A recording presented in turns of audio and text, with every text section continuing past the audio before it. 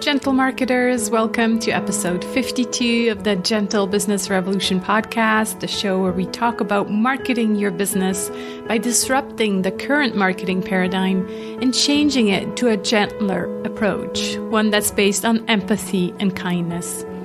I'm Sarah Znakrochi, I'm the host here, and you know that you're in the right place if you are a heart-centered entrepreneur or change maker who is looking for a better way to market your business. Or you might also be a marketing impact pioneer, so someone that's working for an organization who does business for good.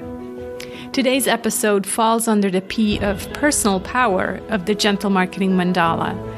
If you don't know what I'm talking about, you can download your one-page marketing plan with the gentle marketing version of the 7 Ps of marketing at sarahznakrochi.com/1 page. One page. It comes with 7 email prompts to really help you reflect upon these different Ps. So today's topic is embodied leadership. And I was thinking about this, and if embodiment is not about personal power, then I don't know what is. Because embodiment I don't know, I see this personal power in the word itself. And I would say that for the first time ever, I really understood what embodiment really means, thanks to my guest Justine's beautiful explanation. So Justine Bloome is a certified meditation teacher, magnetic marketing strategist, and mentor to embodied leaders and soulpreneurs. Justine transformed her own life, career, and business using mindfulness and embodiment practices. She teaches the power of self-leadership to elevate the way we empower ourselves and others. In this conversation, we talk about embodiment and what that means, how embodied leaders will heal the world, according to Justine. Justine's realization that she was actually living in a matrix, and we realize that a lot of people are living in a matrix. We talk about silence, meditation, and other tools to help us get out of that matrix and really become aware and embodied. We also talk about the impact of COVID-19 on leadership and what has changed and what will change even more in the next year. And how embodiment is really all about being whole. And that has so much to do with gentle marketing as well, as be whole, bring more of you to your marketing. This is like most, if not all, of the conversations on this show, a truly deep and inspiring exchange. So without further ado, here is my conversation with Justine Bloome. Hi, Justine. How are you today? I'm great. How are you, Sarah? Yes, I'm good. It's very early for you. That's okay. It's always a challenge with the West Coast. Well, it's summertime, so the sun's up. If this was the winter time, it might feel a little bit harder. That's true. Yeah, that's true. So true. So today I had you on because we wanted to talk about embodied leadership. And you have this beautiful phrase on your About page, and it says, "I believe embodied leaders will heal the world." So beautiful. Thank you. Do you define embodied leadership? What does that mean to you? Yeah, to me, embodied leadership, it's an evolving definition for sure. But I think one of the easiest ways to describe it is that there are leaders that lead from wholeness and from a place of balance between their heart and their head. As I said, they're whole of self. They're not just a professional self. A professional self tends to be more ego-led, more rational and head-led, and ignores a lot of the other intelligence that our body can give us. So in order to stay present in their body, it's about remaining aware of physical, emotional, and mental responses in any given situation. And that ultimately gives them a wealth of additional data and signals from which they can make decisions as a leader. And what that leads to is usually decisions that are more conscious of the collective, of individual human beings as human beings. I think it often leads to less competitive behaviors, less decisions made from scarcity, and more likely to be seeking a win-win solution. So I think that's probably the best way of defining embodied leadership at the moment, although I think it's evolving. I love that. I had never heard it described this way. And then it's one of these words that kind of like holistic, it's become a bit of a buzzword, and everyone has probably their own definition of what it means, but I had never heard it described the way you described it in such a beautiful way. And yeah, really this idea of coming from whole self, like, and not being split between a professional you and a personal you. I love that. So thank you for that definition. Also, the idea of ego-led or awareness led. I love that. Yeah, I think it has a lot to do with, the way that society, I guess, raises us or conditions us to value certain aspects of personality, and conditions us to think about the way success can be achieved, or even the definition of success. And it often means abandoning certain needs or urges that we naturally have as human beings in order to get ahead. And so I think where we're seeing a shift is embodied leaders are those that are probably trained in more Eastern principles, to be honest. They're trained in ways that and practices that consciously expand their awareness of self and of others.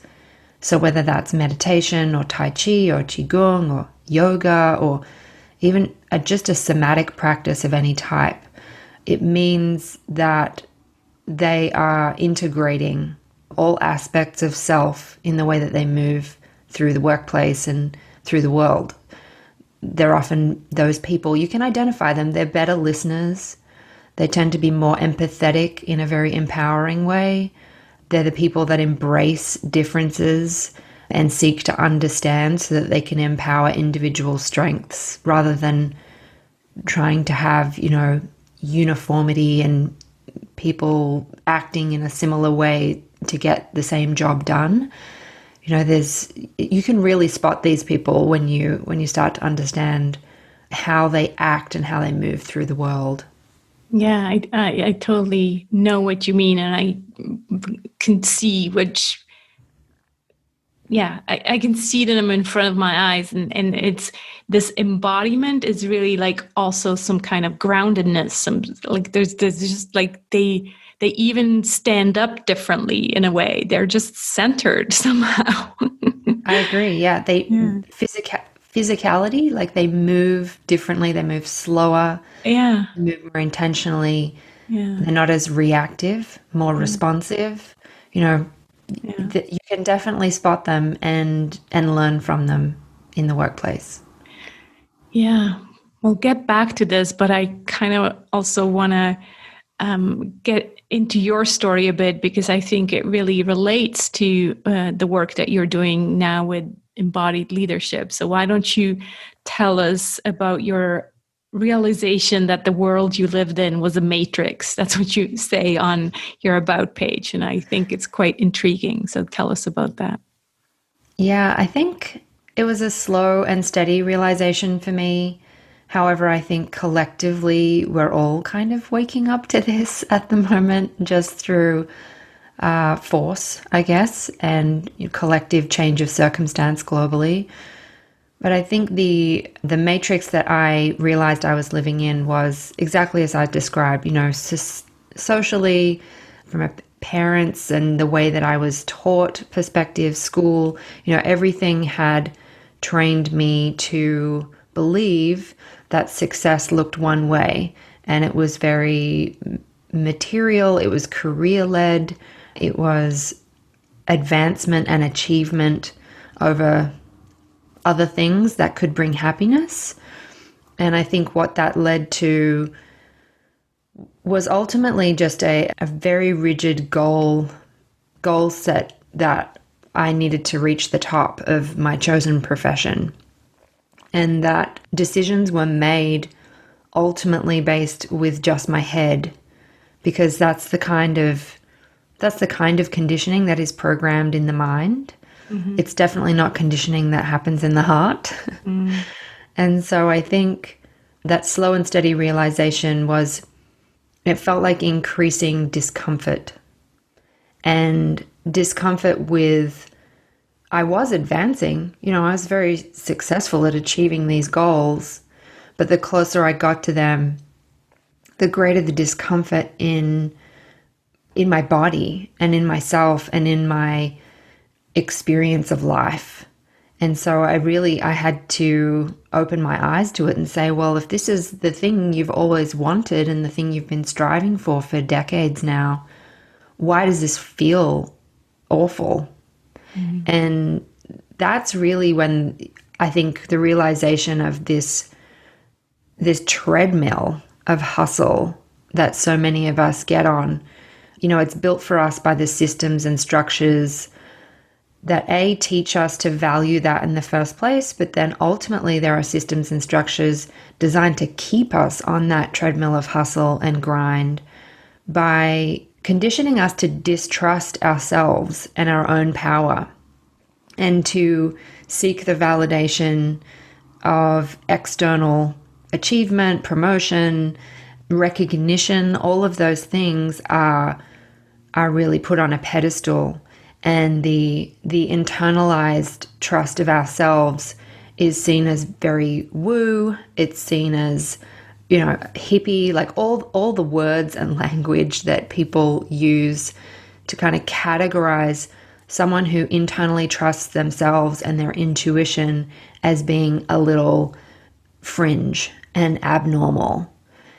And I think that realization that kept me stuck in this matrix of constantly seeking that external validation meant that it took me a long time to really come back to myself and trust my inner guidance system, which ultimately, in such a short period of time, has been a game changer for not only my success, but also my happiness.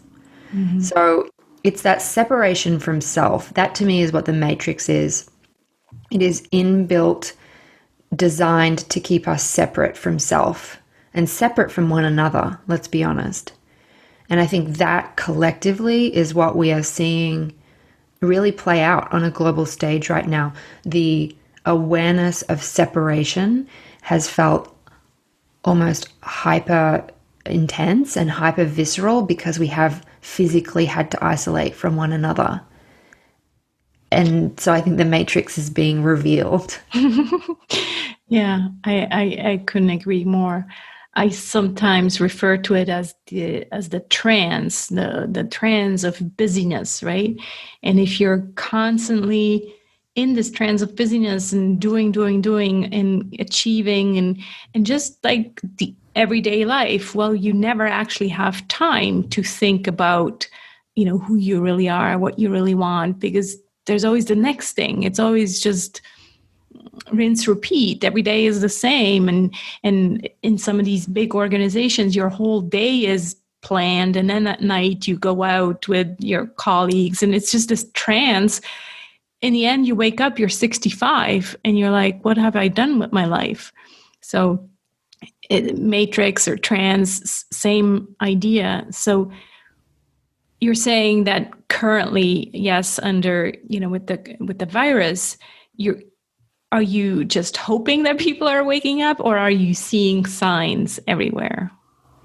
Oh, no, definitely seeing signs everywhere. I think the cult of hustle is being questioned. Mm. I think we've had many, many decades of achievement and success being a religion. And, this isn't in all cultures, let's be honest. I mean, in Western culture, I think achievement and success as a religion has been, the order of the day. Right. And I think what is happening right now is people are realizing when that is stripped away, when we're suddenly all isolated and we're with our families and we're facing an uncertain future, then we start to question everything that we were doing, like all of that effort, that busyness. We were kind of as you say, in a trance that we were a slave to the message that nothing comes without effort. Mm-hmm.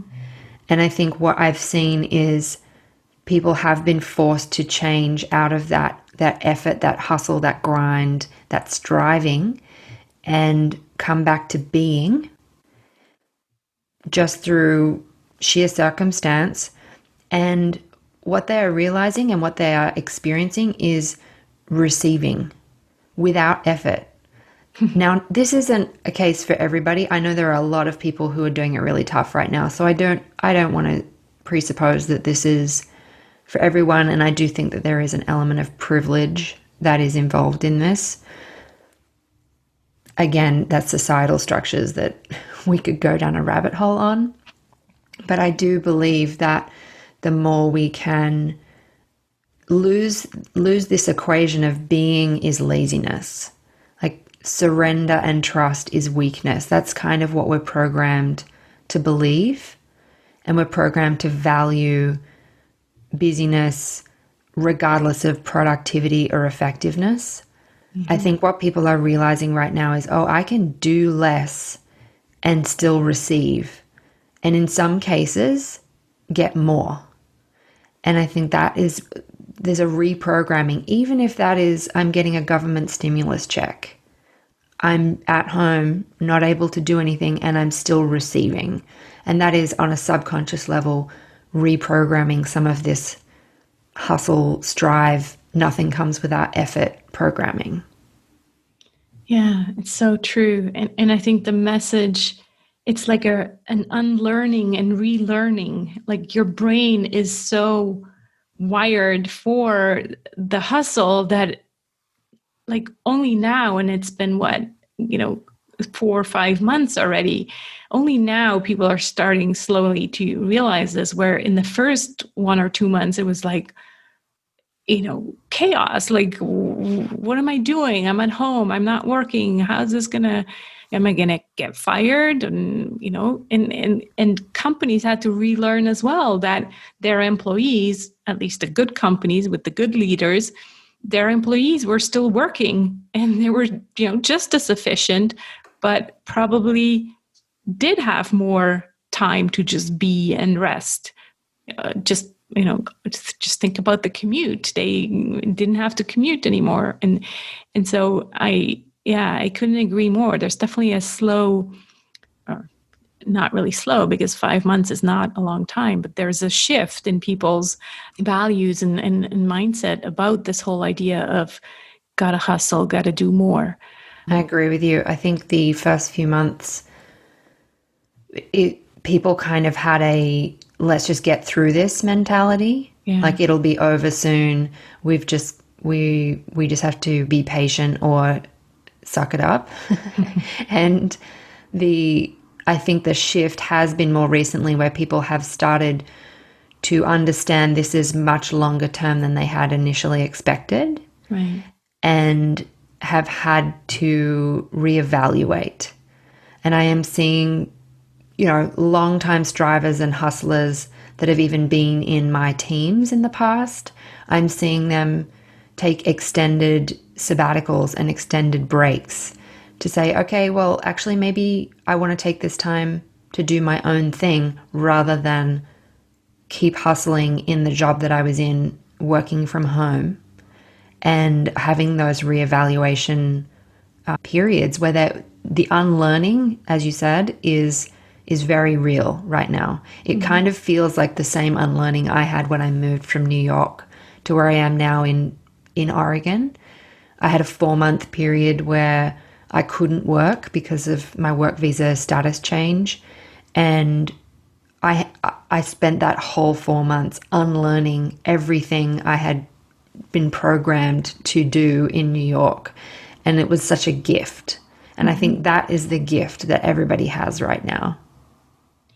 Yeah, I couldn't. Yeah, it's so true. And maybe we get even a bit more time than 4 months, right? Because a lot of these people, maybe you were already kind of, interested probably. And we'll talk about Correct. Yeah. meditation and all of that you're doing now, but you're already open to this.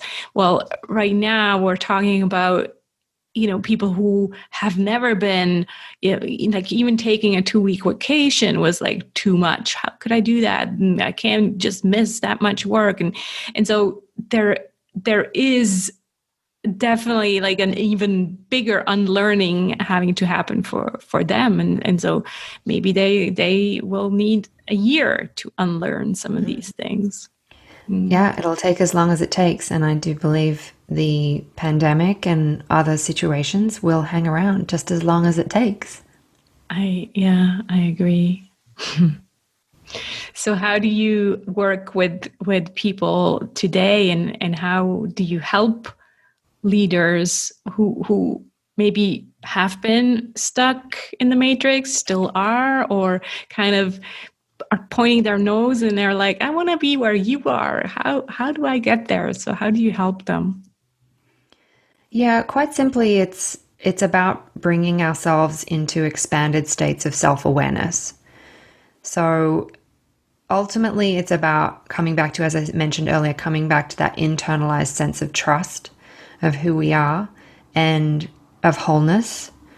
And we can build this muscle, and I truly believe it is a skill, through meditation, journaling. There are other mindfulness practices, but ultimately you are learning what embodied leadership feels like from a perspective of self-leadership first. And that feels like a sense of trust that doing less can lead to receiving more. It feels like an interest and a desire to understand humanity at a really deep level rather than just, numbers on a spreadsheet.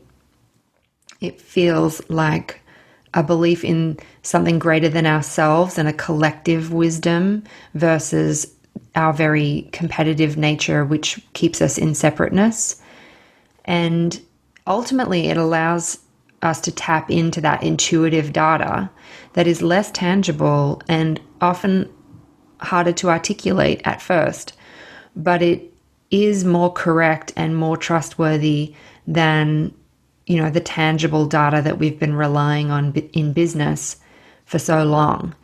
And I think all of that helps us to feel what that feels like in ourselves. It helps us to self-lead in an embodied way, and that naturally awakens us to the impact we can have when we lead this way with others. And often people will start mirroring that back to you. So it does have just an effect by osmosis in that way. Yeah, and I can totally testify to that. Like when I started meditating, probably about 5 years ago, I obviously immediately thought, oh, it'd be nice if my husband, Tony, would also meditate. But I believe, and you can tell me what you think, but I believe it's really hard to convince someone to say, okay, this would really help you. You should get more aware, and this will make your life better. But just by watching me and me talking about it, he then eventually, about 18 months ago, started to be more interested in meditation and now is using it himself. So I totally believe that if a leader of a company, says rest is important, meditation is important, then you lead by example, right? I think that definitely will help also get your employees into that mindset. But Absolutely. What do you think? Can we like probably all the clients that come to you, they come with an openness to those topics, right? It's not the wife who says, here's my husband, he needs your help. Absolutely. One of the things about embodied leaders is they recognize that everybody is on their own journey, Yeah. and that everybody is at a different point along that journey. Mm-hmm. And that's okay. Not everybody needs to be at the same point on the journey as you. And excuse me, exactly as you describe. When I'm talking to my meditation students, one of the final things I leave them with is don't become a meditation evangelist. Like, don't go to all of your family and your friends and try and convince them that they've been missing out. Because people need to find it in their own way, in their own time, at the moment in their lives when it's going to have the deepest impact.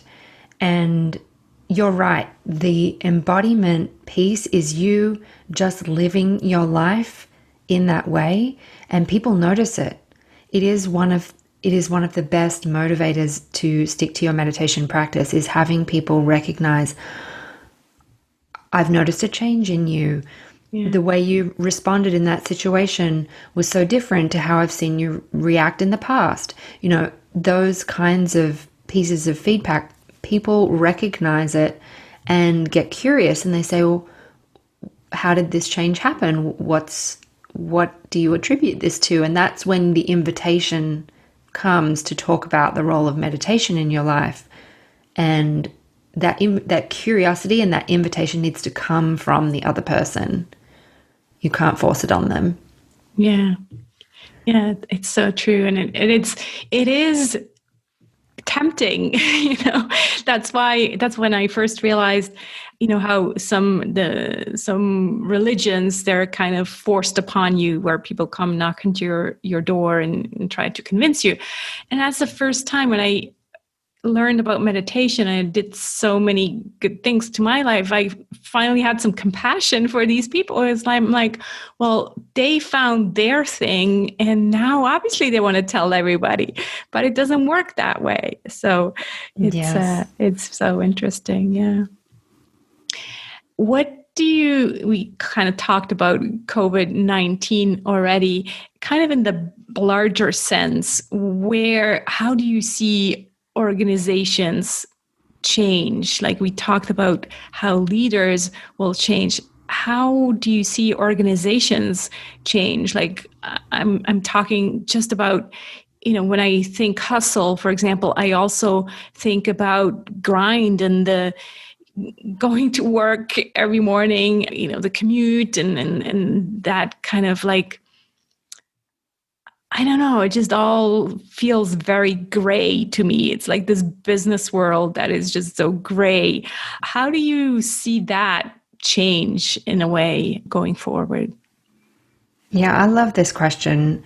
It's been on my mind a lot, because I do think we are at the very early stages of a paradigm shift.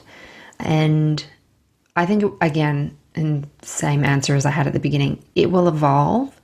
But for right now, what I believe we are entering into is a new age of sovereignty for individuals.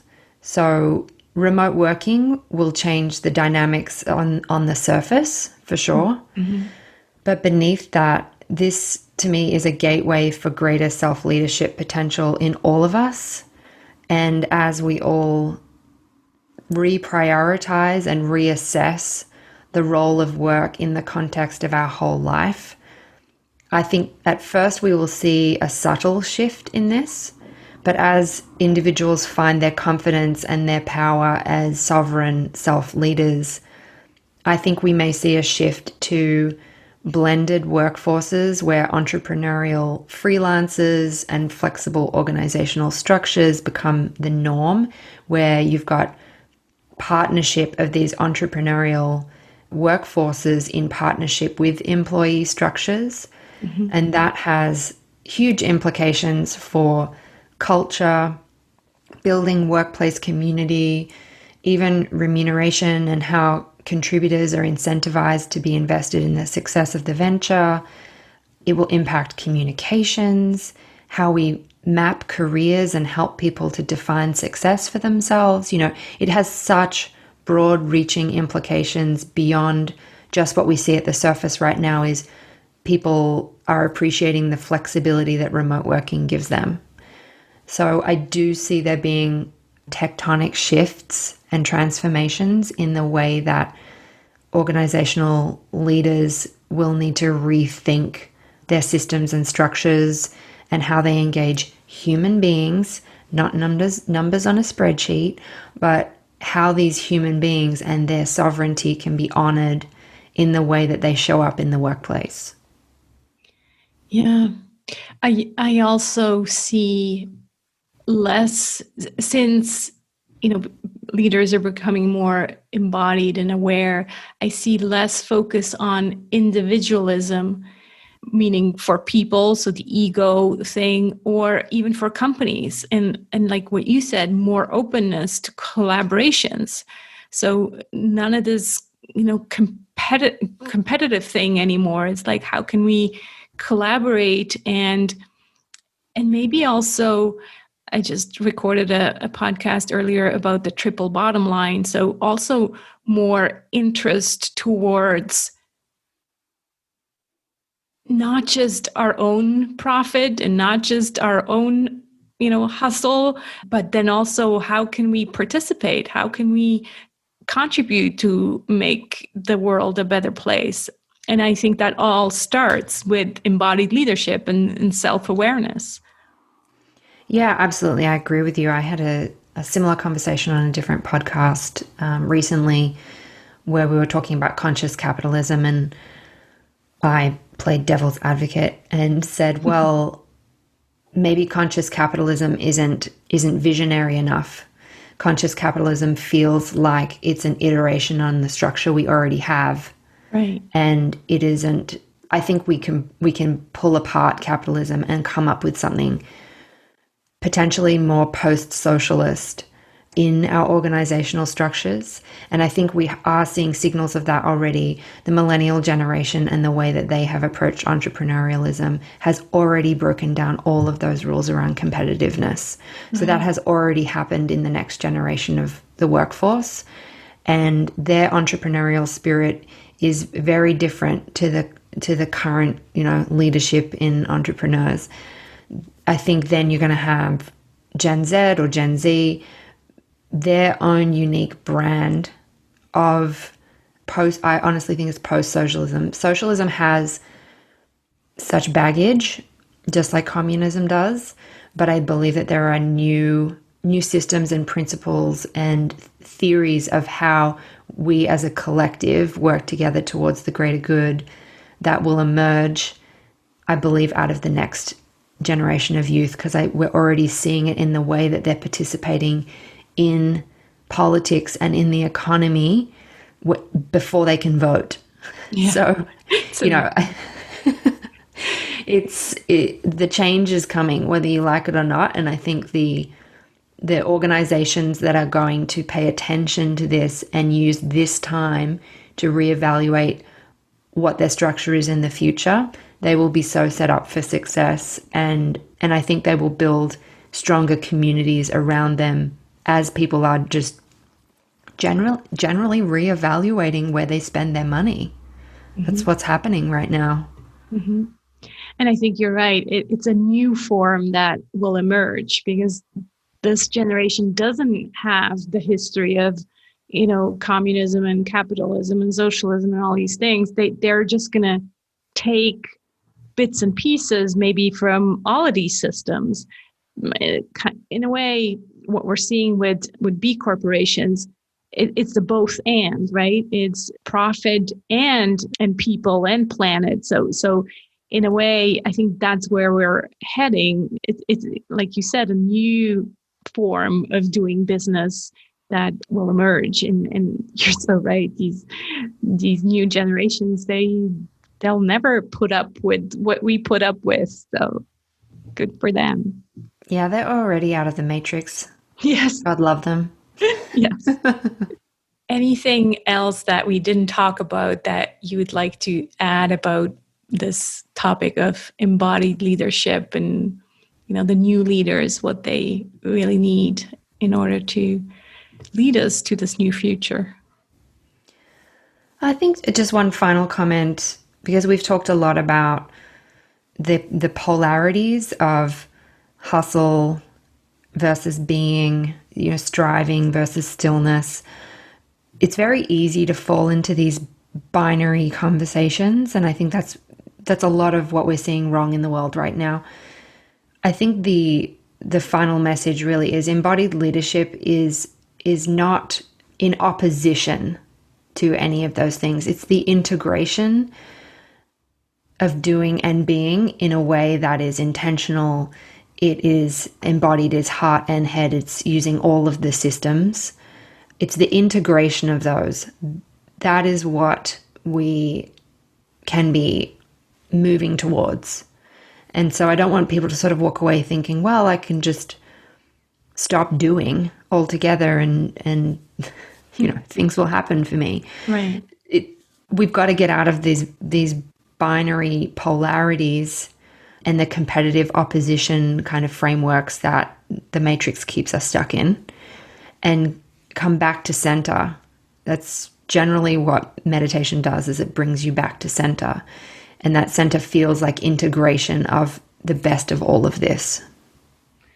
Yeah, I love that. And it's so true. There's so many paradoxes everywhere in what we shared, right? And it's the combination of all of it that really is the answer, and not the either or, but the both and. Yeah, there's a lot of demonization of one side or the other that happens on every level of society.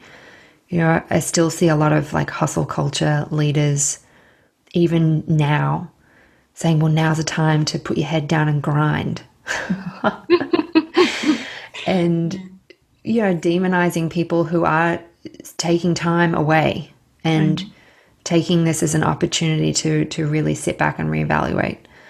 Let's not demonize one side or the other. Everybody's on their own path. Everybody's on their own journey. Embrace all of it. And I think that's the answer that I think is going to help us navigate a new future. Yeah. And again, the person that's still hustling, unfortunately, there's no point of pointing fingers at them either, right? Because they're just not there in their path. And that's right. That's where they're at on their journey. I don't point the finger at them. I don't like the way they demonize the opposite. Yeah. So it's their behavior that I point to, rather than them as an individual. Yeah, same with gentle marketing. I say the same thing. It's like, I'm not writing this book or talking about gentle marketing to point the finger at people who use the hypey kind of marketing, because I've done that myself. And so I have evolved in the journey, and I'm now saying there is another way that actually feels better. So that doesn't mean that hype marketing or I am saying hype marketing increases anxiety, but I'm not saying you're a bad person because you're using hype marketing, right? I think that's correct. Yeah. Our message. Yeah. And that's where the embodiment comes from, because what you just described increases anxiety. It's a feeling. Yeah. You're bringing people back into their bodies to recognize the impact of that activity in their body. And that's bringing people back to embodiment. Right. Wow. We could go on and on and on. I think, our message is just very much aligned. And I need to listen to that introduction where you described embodied leadership again, because it was just so beautiful. But this has been a delight. I want you to share where people can find out more about your work. And sure. The best place is my website. So Justine Bloome with an E.com. And mostly on Instagram, I've got to say, although I've been kind of a little absent off social media as I unplug from the matrix. But Instagram is also justine.bloome. Wonderful. The last question that I ask all my guests, what are you grateful for today or this week? Oh, every day I stay in gratitude for the little things, to me, that is the joy of life, the ability to recognize a hummingbird that flew past my window this morning, or the feeling of the grass under my feet when I walked outside this morning with my dog. You know, those little moments, that is what keeps me so grounded in the present moment and just makes me feel grateful for being alive during this momentous time in the world. Wonderful. I love your view on this. I think if we're alive today, there's a reason for it, right? Completely agree. We signed up for this. Yes. Thanks so much for coming onto the show, Justine. It's been a great pleasure. Thank you so much for having me. I hope you enjoyed this episode. You can find out more about Justine and her work at justinebloome.com. And Bloom is with an E at the end. Check out all the links also in the show notes at sarahsandacroce.com/GBR52. Also, don't forget, you can go over to sarahsandacroce.com/Kickstarter and hit notify to be sure to know when our Kickstarter campaign goes live in December. I'm working on preparing things like crazy and I can't wait. Even though it feels like it's still far away, it is not. I hope you'll join me on this journey to a kinder marketing paradigm. Please invite your friends if you feel like they're gentle marketers as well. And let's just be the change we want to see in the world. Speak to you soon.